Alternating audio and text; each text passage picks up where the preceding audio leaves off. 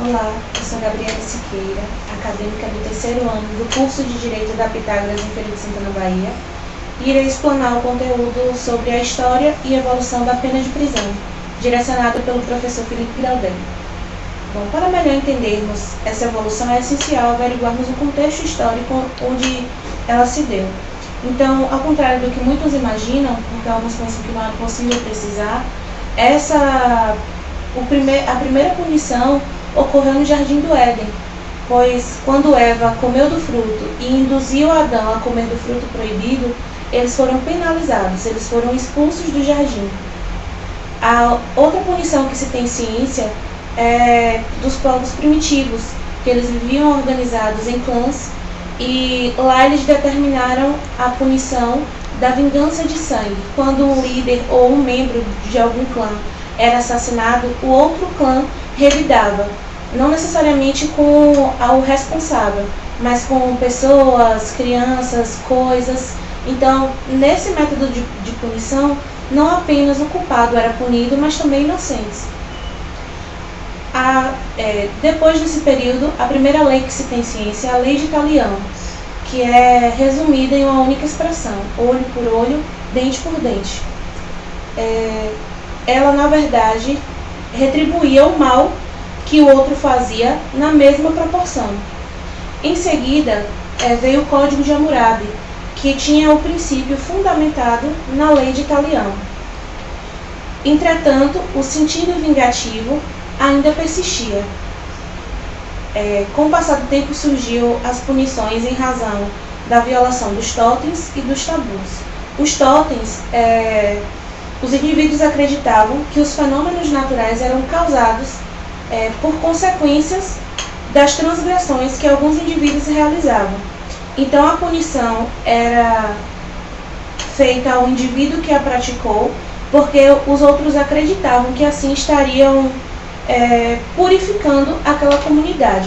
Já o tabu era uma proibição natural decorrente da tradição com caráter sagrado, e quando havia uma violação do tabu, o indivíduo era isolado do resto da sociedade como forma de punição. Já na antiguidade, com o passar do tempo, a lei foi evoluindo e ela passou a ser regida pelo Estado teológico. Nessa época, a pena era justificada por fundamentos religiosos e a finalidade era satisfazer a divindade ofendida, né? Depois desse período também destacaram-se o Código das 5 Penas, que foi aplicado na China, a pena de morte e mutilação, o confisco e o trabalho escravo forçado foi utilizado no Egito para punir os delitos cometidos contra os faraós. Já nos séculos 6 e 7, houve a necessidade das leis escritas. Então aí surge o primeiro código, que foi o Código de Drácula. Na Idade Moderna, Maquiavel justificava os castigos como forma de intimidar para a segurança da sociedade e garantia do poder soberano. E essa ideologia acabou sendo absorvida pelo absolutismo. Com a chegada da Idade Contemporânea, houve uma grande conquista em relação ao modo de punir. Com o fim do absolutismo, a pena já não era mais uma reafirmação do poder do rei, mas sim uma represália em nome da sociedade. Nesta época surgiu o principal livro que deu fundamento a essa ideologia, que foi o livro dos Delitos e das Penas, publicado em 1764, escrito por Cesare Beccaria. Em seguida surgiu a Declaração dos Direitos do Homem, que foi publicada em 1789, e no século XVIII, Beccaria combateu arduamente a pena de morte, argumentando que ela era ineficaz.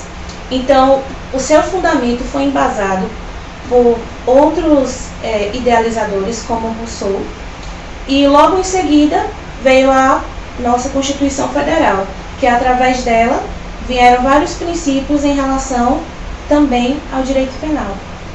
Então assim eu finalizo a retrospectiva da história e evolução da punição.